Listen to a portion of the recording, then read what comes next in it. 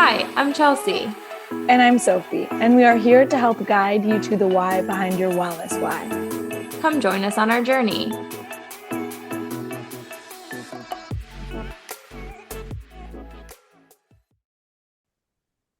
Hello, everybody. Welcome to today's podcast. And today we have Sophie on, of course, and Caitlin's on as well. Caitlin is tuned in to learn about the topic we're going to talk about today, but we also have her on here to ask some questions if anything comes up. We have a lot to talk about. So, Caitlin, if we're forgetting anything, pop in and let us know if you have questions along the way.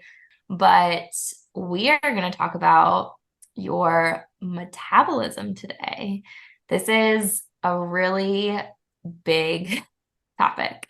So we're going to separate this into three different parts. We're going to first talk about Metabolism 101 and give you the insight as to things like what is your metabolism, what impacts your metabolism, all of that type of stuff. Then we got some really great questions from you guys on different things you want to learn about your metabolism. So we're going to answer those questions. And then Sophie and I have our own experience with our metabolisms through the years and metabolic testing that we are excited to share and pull it all together in a real life experience with both of us. So anything off the bat, Sophie, that I'm missing that you want to share with the group before I dive into Metabolism 101? No, I am excited to learn more as well.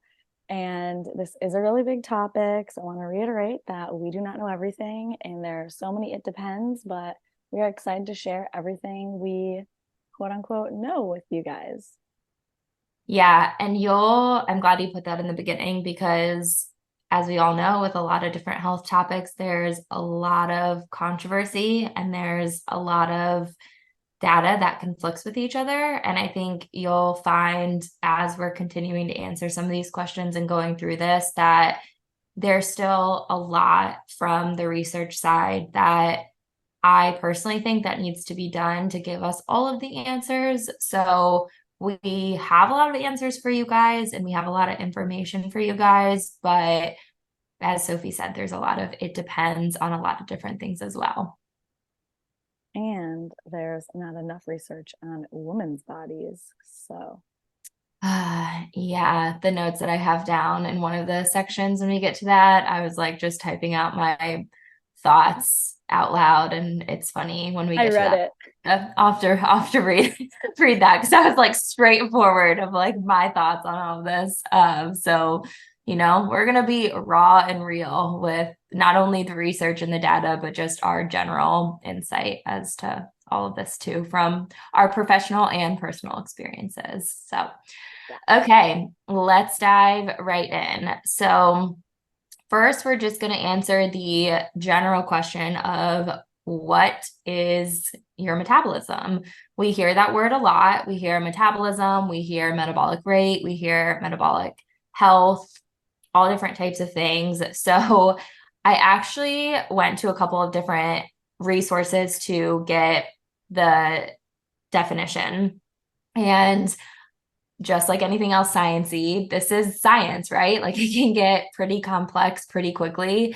So I actually found a really good explanation on kidshealth.org because it pretty much took it down to like children education in terms of what exactly it means. So I'm just going to read word for word what they had on their website as the definition. Metabolism is the chemical reactions in the body's cells that change food into energy. Our bodies need this energy to do everything from moving to thinking to growing. Specific proteins in the body control the chemical reactions of metabolism, and thousands of metabolic reactions happen at the same time, all regulated by the body to help keep our cells healthy and working. Another definition, very similar, but it just kind of brings in another element and goes into exactly some of the things that happens in our body, is from Harvard. And they explain it as metabolism is the combination of all the chemical processes that allow an organism to sustain life. For humans, this includes conversion of energy from food into energy for life-sustaining tasks, such as breathing, circulating blood, building and repairing cells, digesting food, and eliminating waste. So let's dive into then exactly how does your metabolism work? So after we eat food, the digestive system essentially uses different enzymes to break down proteins down into amino acids. Fats turn into fatty acids, and carbohydrates turn into glucose. And these compounds are then absorbed by the blood, which carries them to the cells.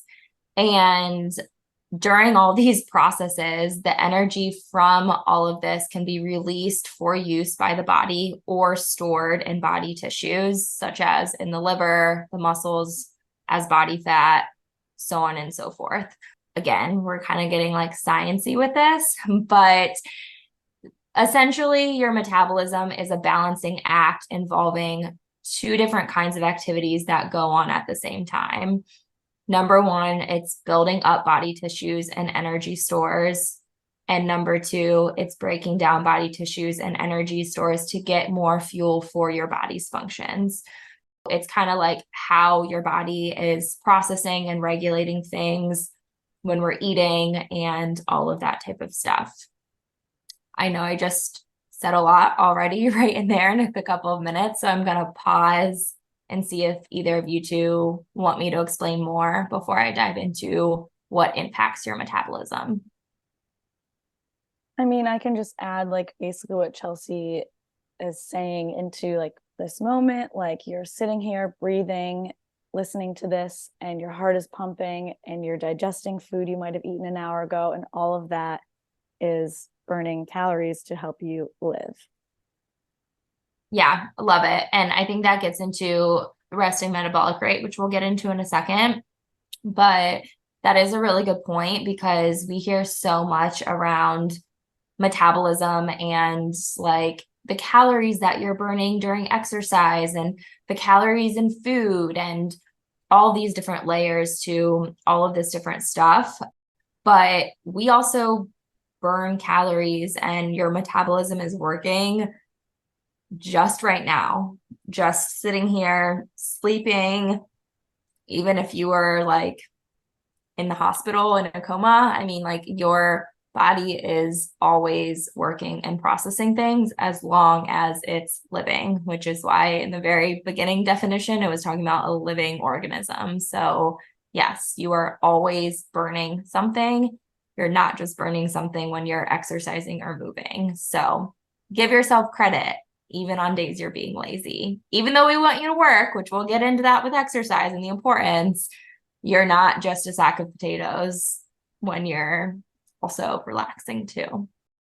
Let's kind of talk about what controls your metabolism and what impacts your metabolism, which Sophie's going to explain this too in a little bit more detail, but I'm going to explain it simply talking a little bit about like resting metabolic rate too. So far you can already see it's kind of like a complicated chemical process that's happening. And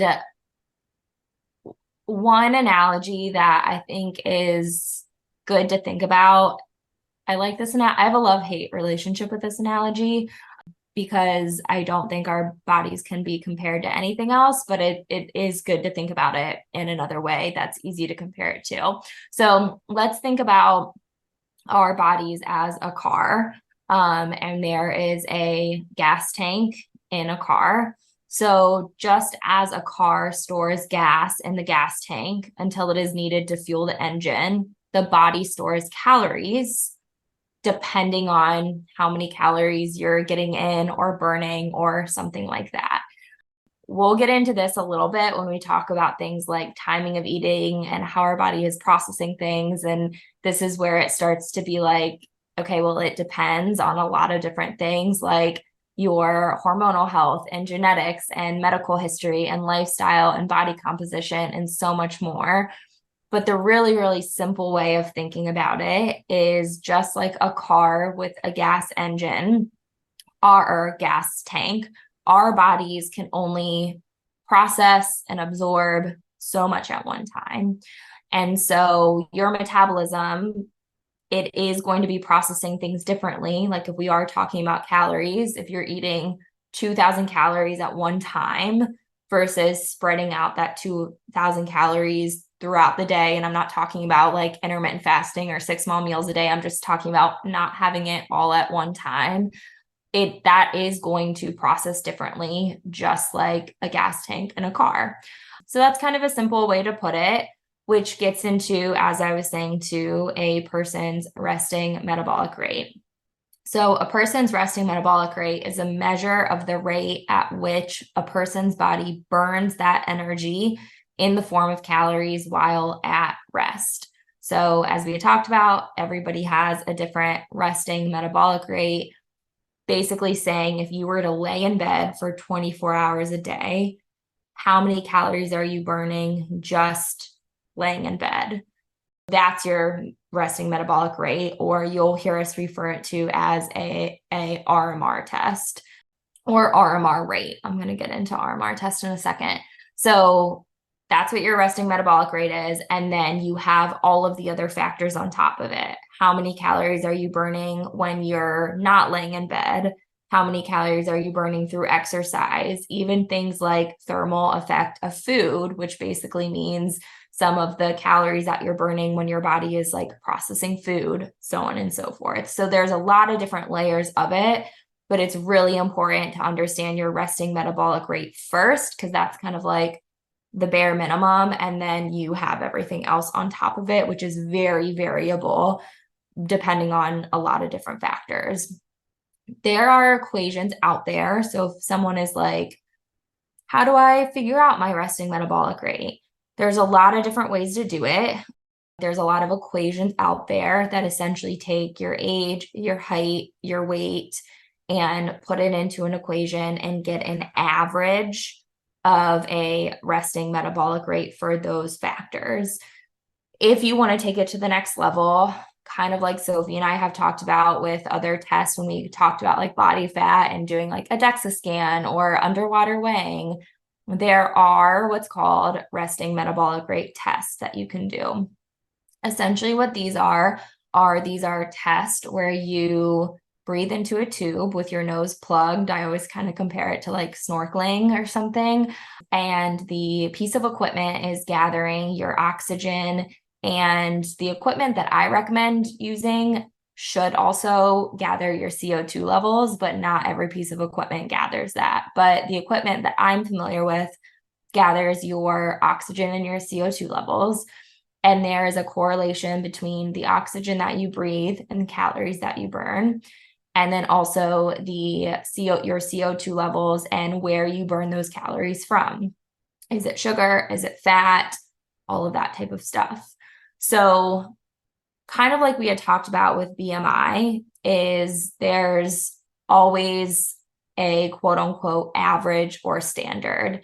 And that's what I like to think about for like the equations. You know, it's a good resource. It's an okay place to start, but a test is always going to tell you more about your body. So just kind of like we had talked about in our BMI versus body fat podcast, BMI, there's a time and a place for it. It's a piece of data, but we don't love it for a lot of different reasons. But we do like to look at the data of things like body fat and testing of that and diving a little bit deeper. And so resting metabolic rate test is just to do that. It's not to say you have a good metabolism or a bad metabolism. It's just to show you, like, for your body, what is your body doing at resting state. A question that I'm going to get right off the bat that I'm not going to answer right now, but I promise you we will answer is, okay, well, if I get this test done, is that what my metabolism is always? Or will that change based on age, based on lifestyle factors? Like if I work out differently or have surgery or have a baby or go through menopause or get off birth control, like that is where we're going to answer all those questions. The short answer is yes, your metabolism can change, but shortly we're going to answer those specific questions for you guys. So I just talked a lot. I'm going to take a sip of water and turn it over to Sophie and have her pull in a lot of this from the exercise standpoint. So, resting metabolic rate, baseline, just at rest. Now, Sophie, bring the exercise component in and everything going on outside of the time that you're resting. Tell us about that with your metabolism. Perfect. Thank you, Chelsea. So, like she said, exercise would be something that you would add to your resting metabolic rate. Um, I just want to go into a few different things. One of them I'm going to start with like fat burning zone. I feel like this used to be a fad. I don't know if it still is, to be honest, because I don't work at a commercial gym anymore. And I feel like that's where I saw it a little bit more. But so fat burning zone is basically when you are exercising at a lower intensity rate. So your body is kind of using and needs energy slowly. So you are supposedly, yes, burning more energy from your fat cells. Whereas if you are working out more intensely, say running a mile really fast, running a 400 really fast, deadlifting 200 pounds, 300 pounds, you're going to be getting energy from your carbohydrates, a quicker energy source. And there was this whole thing about, well, if I want to burn fat, like I should work out in the fat burning state. It's like, well, not necessarily, because technically to bring up calories, like you are burning more calories at a higher intensity workout. Um, so that's just kind of to touch base on that. I would personally suggest like you are going to get more bang from your buck with a more interval strength, higher intensity workout, which does not knock lower intensity workouts either.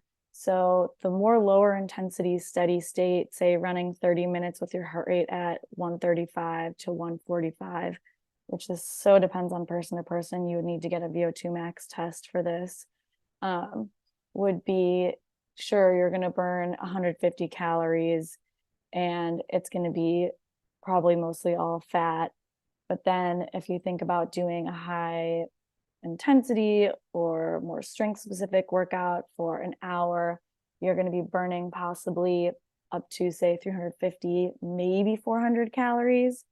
And with the higher intensity, you're going to continue to burn calories after the workout. It can also be called EPOC, excess post-exercise oxygen consumption. It can last up to 24 hours. And I would say there's possibly even more for repairing your musculature, the muscle side of things. Again, that is not knocking the lower intensity workouts. People need both. I would say it would be great to do 1 to 2 higher intensity and 1 to 2 lower intensity. The lower intensity is going to be great for your heart health, where the more EPOC type is going to be great. Like you basically want to hit all energy systems within 1 week for workouts for a certain amount of time. And this depends on each person. And there's also a proper way to do those like high intensity workouts. You don't want to be redlining it either. Like you don't want to be going balls to the wall, heart rate is at 170 the entire hour, because you're not getting that, like getting your heart rate up to 170, bringing it back down to 125, bringing it up to 170 again, bringing it back down to 125, which makes your body work harder for that hour. And just to go into some things that are in that like EPOC are like your heart rate is elevated for longer, your body temperature is elevated for longer, your muscles are again replenishing themselves with protein, oxygen, all of these things. That is why it is working harder after a more intense workout. Whereas again, the steady state, kind of once you're done with that 30-minute light jog, your body is done working hard. And I just want to throw in there, I think you kind of already said this, but I know like my personal experience with this when I wasn't as educated is just the importance of really like knowing your body, whether that is educating yourself or working with a professional like Sophie and understanding this. Because like you mentioned in the beginning, like a light jog, like when I was uneducated and wasn't looking at something like my heart rate, I might go out for what I would consider a light jog. And then I pulled in bringing in like a heart rate monitor, and like my heart rate was super high. And so I think the other important thing that I think you already kind of have said this, Sophie, but I just want to say, like, from my personal experience, is like really understanding with either working with a professional, which would be like my recommendation number one, or educating yourself of exactly like what do those different types of workouts mean for you, because someone going on a light jog could be a high intensity, and correct me if I'm wrong, Sophie, but like someone going on a light jog, like you could be redlining it and have a really high heart rate, which then wouldn't be a low intensity workout, even though if you considered yourself like running slow. For sure. And someone would probably feel that over time, but like someone might not also realize or have the body awareness of what their heart rate is while they're at that intensity. So to your point, your intensity for like a light jog or a lighter workout should probably be like a 3 to a 5 on a scale of 1 to 10, 10 being like you're busting your ass. Whereas for like a higher intensity would be like a 7 to 8 out of 10. So 70 to 80% ish. No need to go like 10 out of 10, but good point, Chelsea.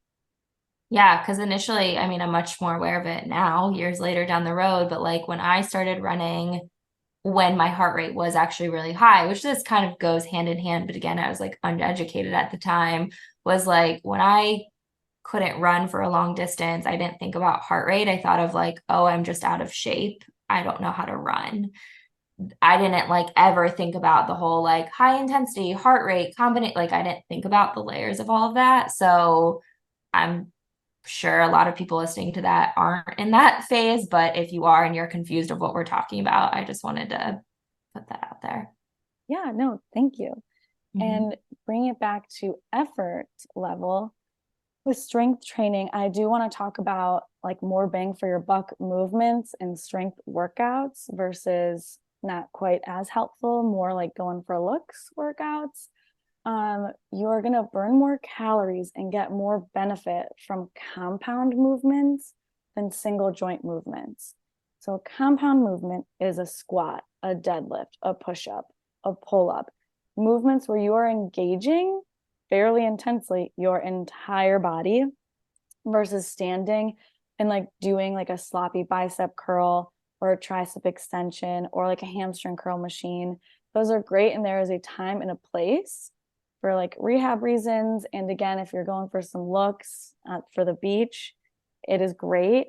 But if you're looking to like rev your body a little bit and build more muscle, you want to do compound movements.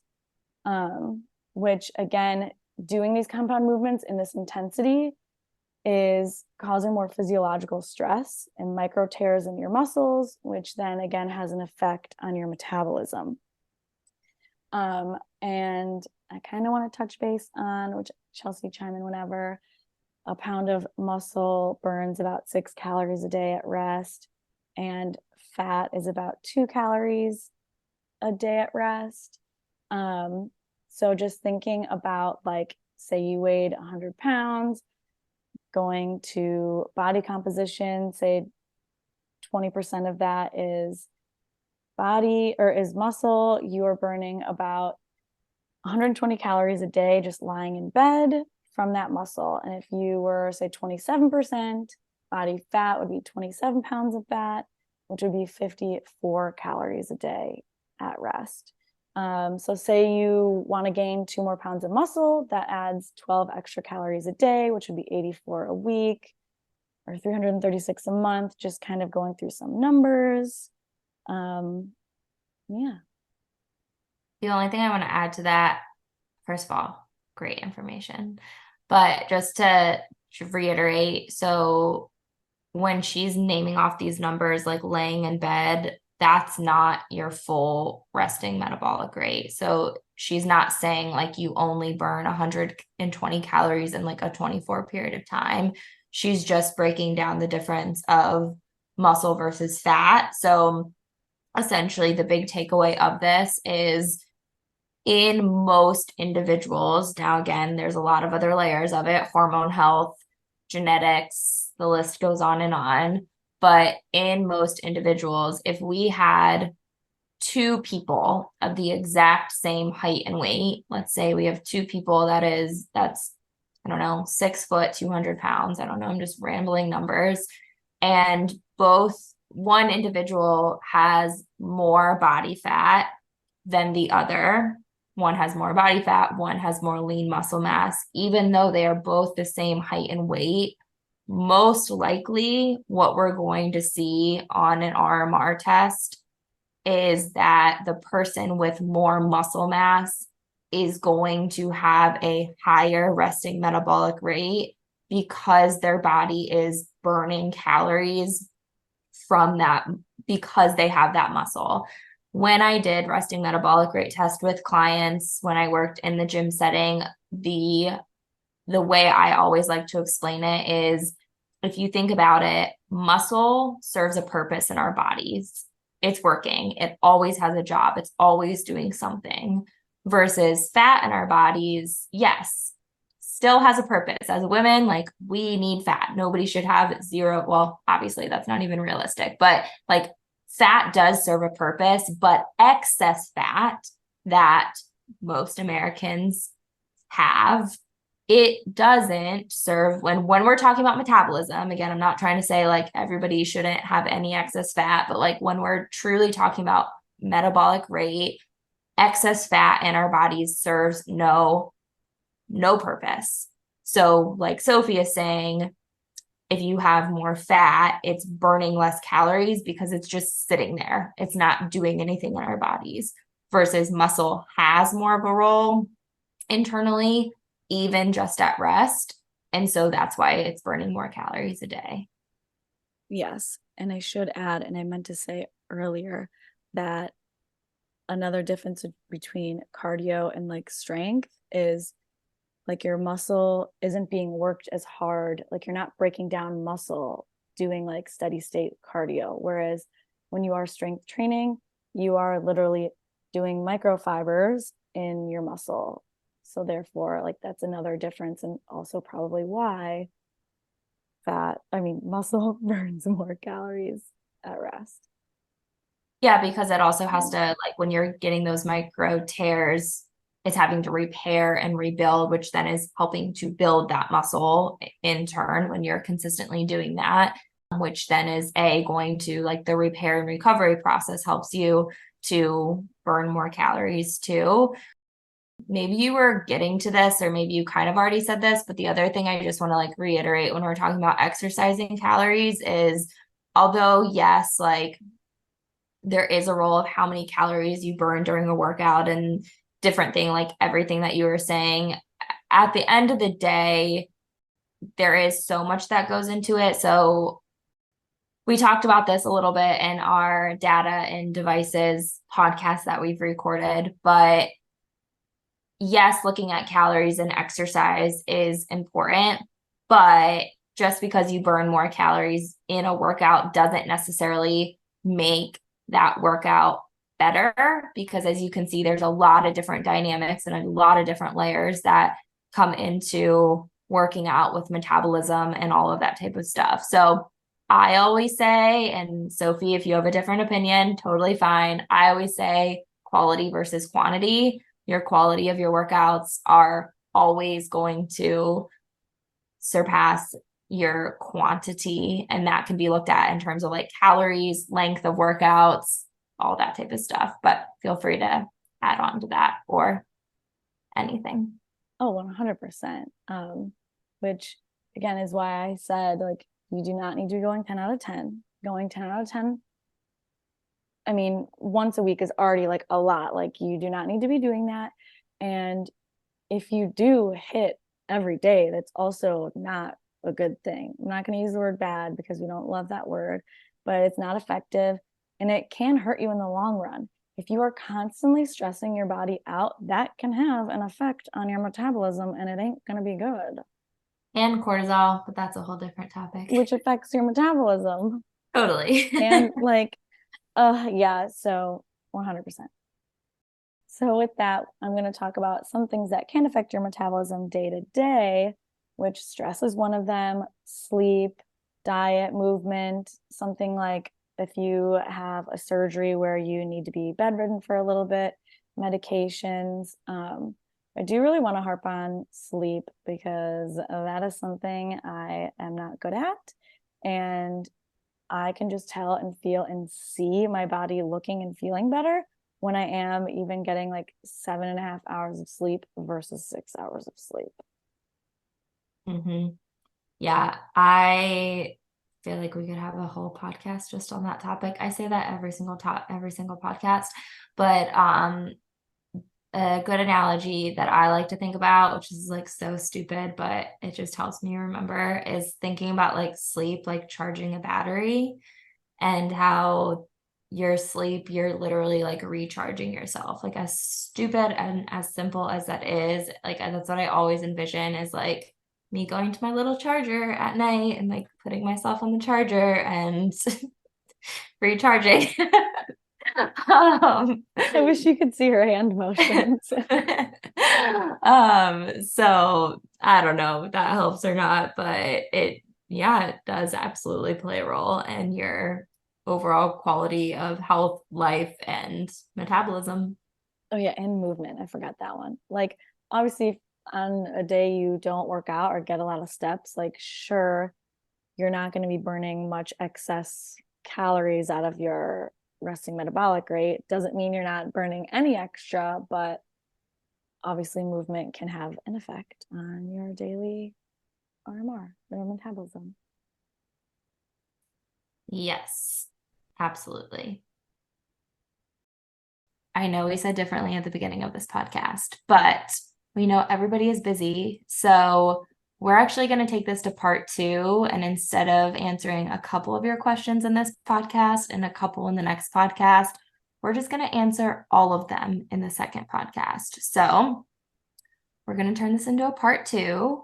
Stay tuned for part two of All About Your Metabolism, where we will answer the questions from you guys, including age and metabolism.